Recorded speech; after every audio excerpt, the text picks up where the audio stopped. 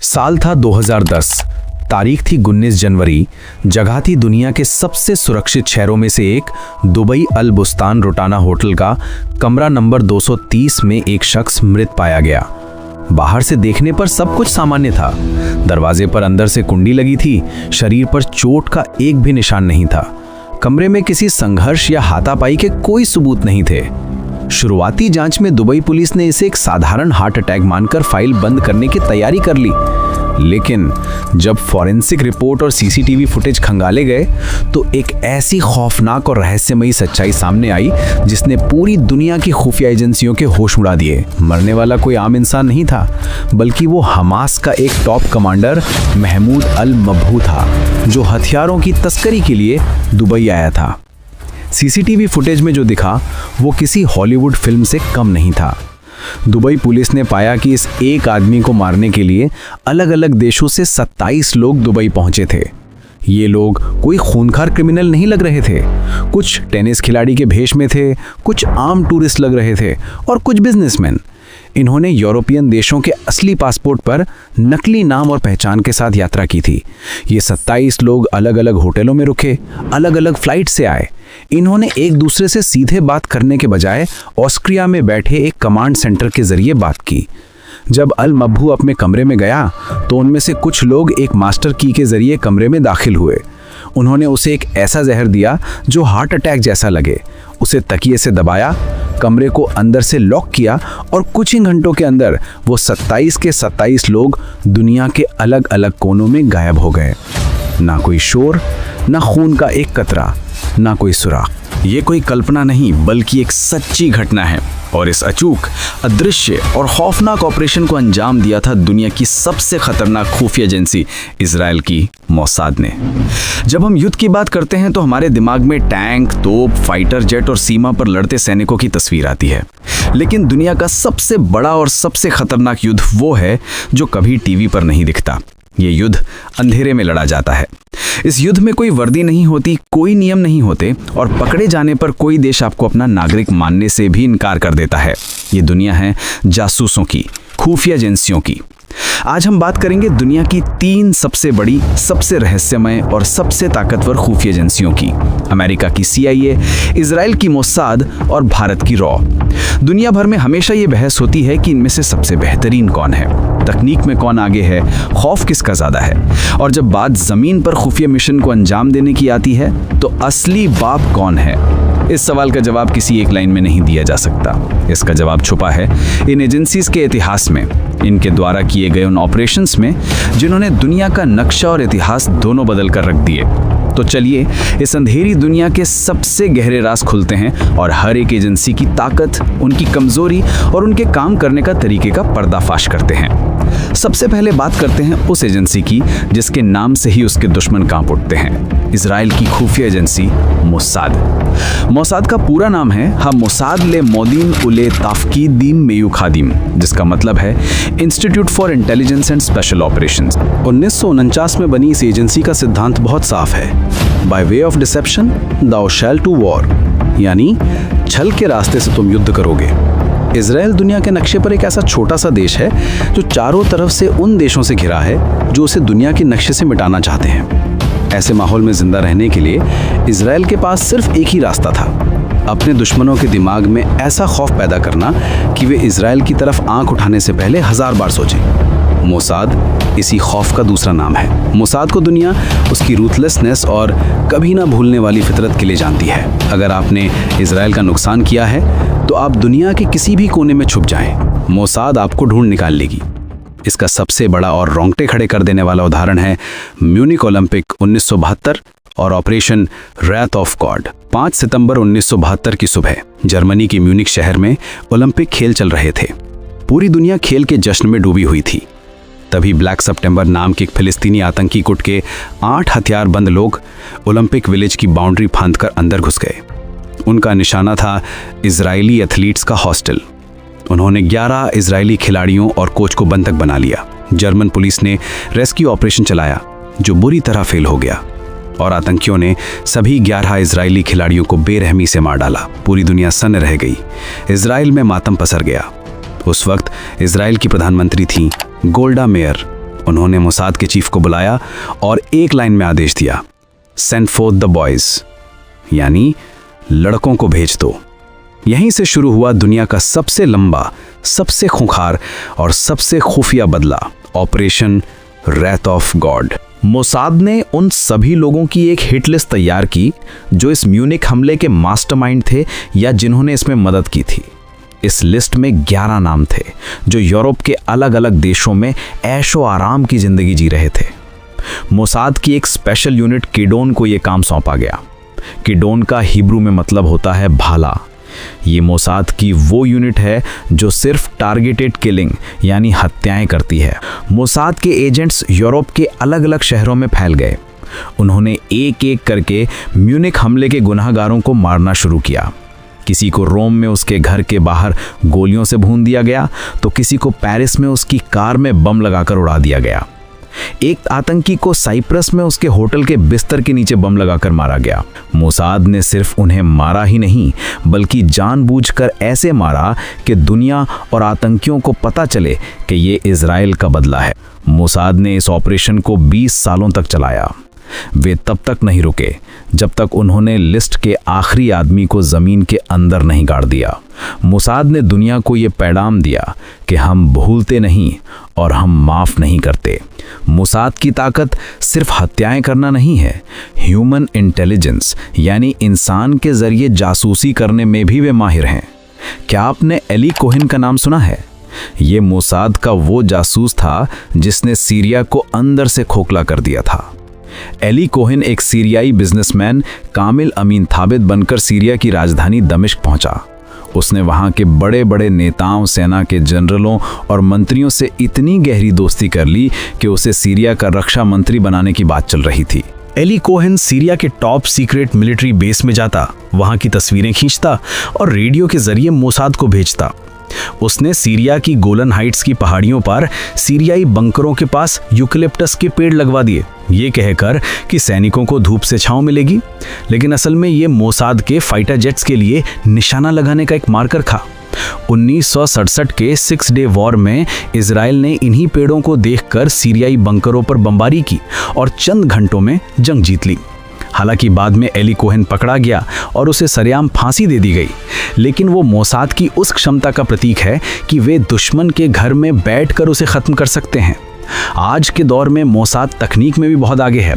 2020 में उन्होंने ईरान के top nuclear scientist Mohsin Fakhrizadeh को उनके देश की राजधानी तेहरान में मार गिराया।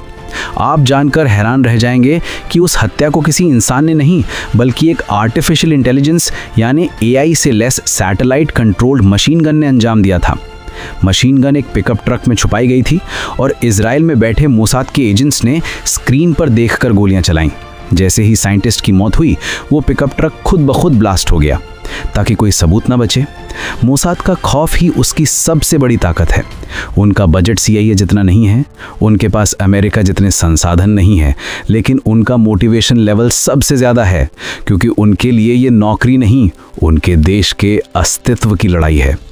अब समंदर पार चलते हैं और बात करते हैं उस खुफिया एजेंसी की जिसे दुनिया का ग्लोबल मॉनिटर या बिग ब्रदर कहा जाता है, अमेरिका की सेंट्रल इंटेलिजेंस एजेंसी CIA। अगर मोसाद एक सर्जिकल ब्लेड है जो सटीकता से काटती है, तो CIA एक विशालकाय हथौड़ा है जो पूरी की पूरी इमारत को गिराने की ताकत रखता है। 1947 में द्वितीय विश्व युद्ध के बाद CIA का गठन हुआ था। इसका मुख्य मकसद अमेरिका के राष्ट्रपति को दुनिया भर की खुफिया जानकारी देना और अमेरिकी हितों की रक्षा करना था। CIA की सबसे बड़ी ताकत है उसका अथाह पैसा और दुनिया की सबसे एडवांस टेक्नोलॉजी। CIA का सालाना बजट इतना ज़्यादा है कि दुनिया के 80% देशों का तो पूरा रक्षा बजट भी उतना नहीं होता। उनके पास आसमान में तैरते हजारों सैटेलाइट्स हैं जो धरती के किसी भी कोने में चल रही एक चींटी की हरकत को भी जूम करके देख सकते हैं। उनके पास प्रेडेटर ड्रोन्स हैं जो हजारों किलोमीटर दूर बैठकर किसी भी टारगेट पर मिसाइल दाग सकते हैं।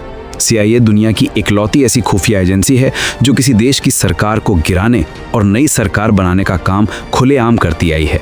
1953 में ईरान के लोकतांत्रिक रूप से चुने गए प्रधानमंत्री मोहम्मद मोसाद्देक को सत्ता से हटाने का ऑपरेशन अजैक्स CIA ने ही रचा था। 1960 के दशक में क्यूबा के नेता फिडेल कास्त्रो को मारने के लिए CIA ने सिगार में बम लगाने से लेकर जहर वाले पेन तक सैकड़ों तरीके आजमाए। लेकिन CIA का सबसे मशहूर और ऐतिहासिक मिशन था ऑपरेशन नेपच्यून स्पीयर, दुनिया के सबसे मोस्ट वांटेड आतंकी ओसामा बिन लादेन को ढूंढने और मारने का ऑपरेशन। 11 सितंबर 2001 को अमेरिका पर हुए आतंकी हमले के बाद CIA ने कसम खाई थी कि वो लादेन को पाताल से भी ढूंढ निकालेंगे। लेकिन लादेन ने मोबाइल फोन, इंटरनेट और हर तरह के इलेक्ट्रॉनिक डिवाइस का इस्तेमाल बंद कर दिया था। वो दुनिया के राडार से पूरी तरह गायब हो चुका था। CIA की अरबों डॉलर की तकनीक फेल हो गई थी। तब CIA ने पुराने तरीके का इस्तेमाल किया, ह्यूमन इंटेलिजेंस।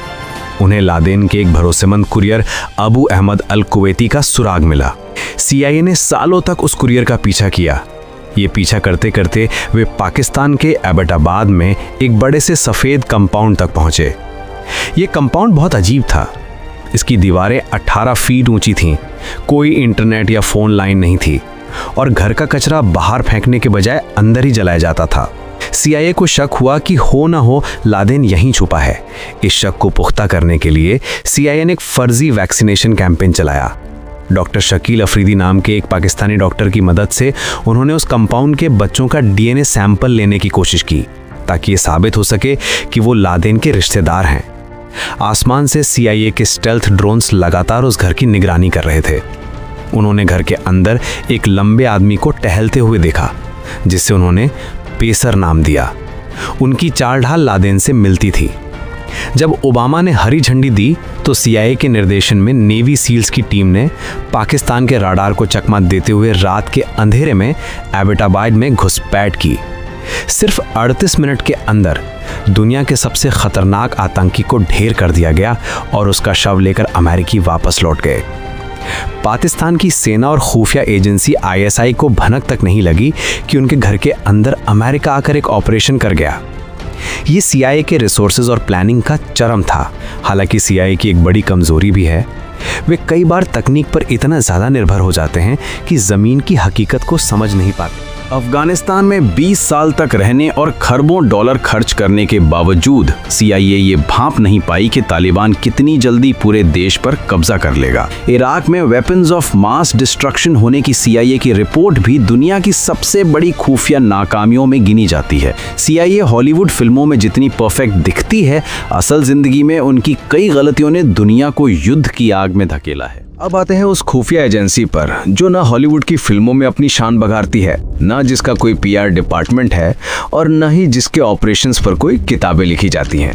ये वो एजेंसी है जो दुनिया के सबसे अस्थिर और खतरनाक पड़ोस पाकिस्तान और चीन के बीच भारत की ढाल बनकर खड़ी है। भारत की research and analysis wing, raw. 1962 में चीन और 1965 में पाकिस्तान के साथ हुए युद्ध के बाद भारत सरकार को एहसास हुआ कि इंटेलिजेंस ब्यूरो जो देश के अंदर और बाहर दोनों जगह का काम देख रही थी वो काफ़ी नहीं है। भारत को एक ऐसी डेडिकेटेड एजेंसी चाहिए थी जो सिर्फ देश के बाहर काम करे। 21 सितंबर 1968 को एक महान और रहस्यमय व्यक्ति रामेश्वर नाथ काफ के नेतृत्व में रॉ का गठन हुआ। काफ साहब का मानना था कि एक बेहतरीन जासूस वो है जिसे कोई न जानता हो। रॉ का काम करने का तरीका CIA के हथौड़े और मोसाद के ब्लेड से अलग है। रॉ शतरंज की एक मास्टर खिलाड़ी की तरह काम करती है। रॉ की सबसे बड़ी ताकत है साइकोलॉजिकल वॉरफेयर, यानी मनोवैज्ञानिक युद्ध। सीमित बजट में असंभव को संभव करना और दुश्मन के घर में घुसकर उसी के लोगों का इस्तेमाल उसके खिलाफ करना। रॉ के इतिहास का सबसे बड़ा मास्टर स्ट्रोक, एक ऐसा कारनामा जिसे दुनिया की कोई और खुफिया एजेंसी आज तक नहीं कर पाई है, वो है एक नए देश का निर्माण। 1971 में बांग्लादेश का बनना। 1971 से पहले पाकिस्तान दो हिस्सों में बटा था, पश्चिमी पाकिस्तान और पूर्वी पाकिस्तान, जो कि आज का बांग्लादेश है।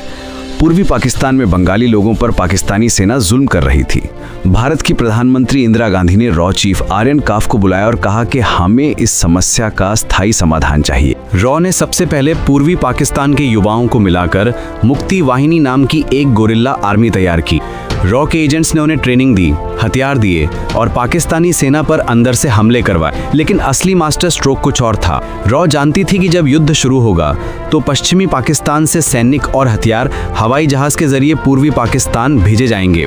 इस ए रूट को काटना बहुत जरूरी था। जनवरी 1971 में रॉ ने एक ऐसा जाल बिछाया जो दुनिया के खुफिया इतिहास में गंगा हाईजैकिंग के नाम से जाना जाता है। रॉ ने कश्मीर के 2 युवाओं को प्रेरित किया कि वे गंगा नाम के एक पुराने भारतीय यात्री विमान को हाईजैक करके पाकिस्तान के लाहौर ले जाएं। पाकिस्तानियों ने उन हाईजैकर्स को हीरो मान लिया और उस विमान को आग लगा दी। भारत को बस इसी बहाने की तलाश थी। भारत ने तुरंत इस घटना का हवाला देते हुए पाकिस्तान के सभी नागरिक और सैन्य विमानों के भारतीय एयर स्पेस से उड़ने पर पूर्ण प्रतिबंध लगा दिया।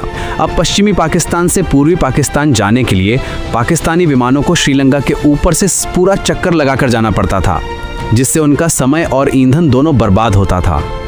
इसी एक कदम ने 1971 के युद्ध में पाकिस्तान की कमर तोड़ दी।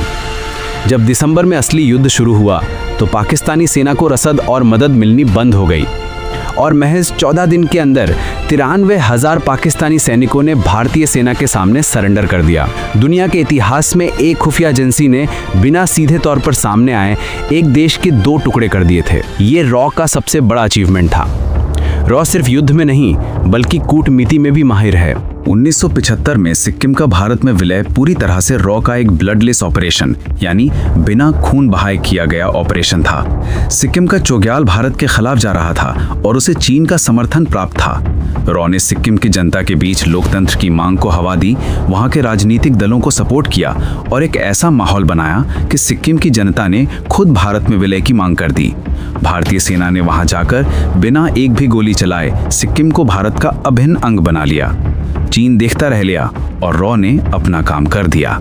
लेकिन इस जासूसी की दुनिया की एक बहुत ही स्याह और दर्दनाक हकीकत भी है। जब हम CIA या मोसाद की बात करते हैं तो उनके देशों में जासूसों को हीरो माना जाता है, लेकिन रॉ के जासूस गुमनामी में जीते हैं और गुमनामी में ही मर जाते हैं। क्या आप रविंद्र कौशिक का नाम जानते हैं? रविंद्र कौशिक राजस्थान के श्रीगंगानगर का एक 23 साल का आम लड़का था जो थिएटर करता था। रॉ ने उसके टैलेंट को पहचाना, उसे उर्दू सिखाई गई, कुरान की आयतें हटवाई गईं, सुन्नत करवाई गई और उसे नबी अहमद शाकिर बनाकर पाकिस्तान भेज दिया गया। रविंद्र ने पाकिस्तानी कराची यूनिवर्सिटी से लॉ किया और फिर वो पाकिस्तानी सेना में भर्ती हो गया। अपनी काबिलियत के दम पर वो एक आम सैनिक से प्रमोट होकर पाकिस्तानी सेना में मेजर की रैंक तक पहुंच गया। उसने एक पाकिस्तानी लड़की से शादी भी कर ली।